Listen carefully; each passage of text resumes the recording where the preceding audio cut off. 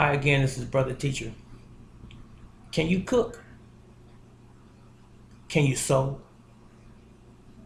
Can you grow or plant a garden?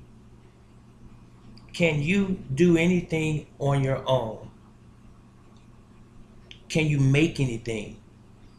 Are you an artist of any sort?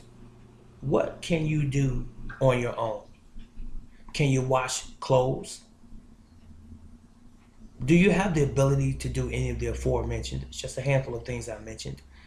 Do you have any ability to do any of those things? And if not, why? That's all I want to know. Just that question. Why can't you do your own laundry?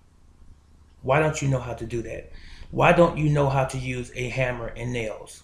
Why can't you fix an electrical outlet when a wire slips off? Why? Why can't you read an instructional manual when you receive a piece of furniture to put together, such as a bookshelf?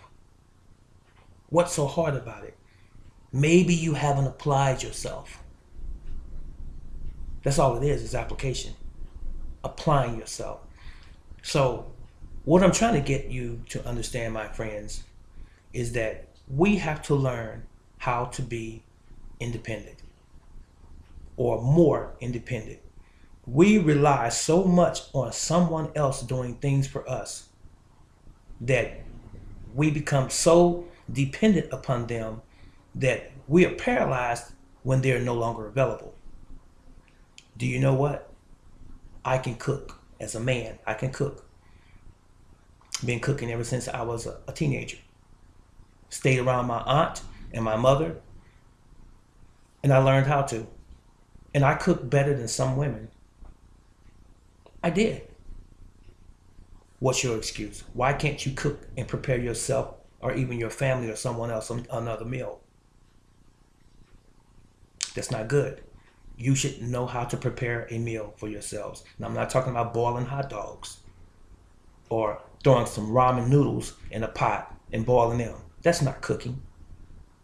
It's not, I'm talking about traditional, conventional cooking. Do you know how to start a fire if you were out of doors in the wilderness? Do you have a clue? Do you know how to survive if you were in a situation where you had to live out of doors? Do you know how to build a place where you can use the bathroom, a urinal, a potty, whatever? Do you know how to build shelter if you was out of doors? Why don't you know this stuff? We become so, I guess you can say, for lack of a better word, uh, dependent upon the system to always be there.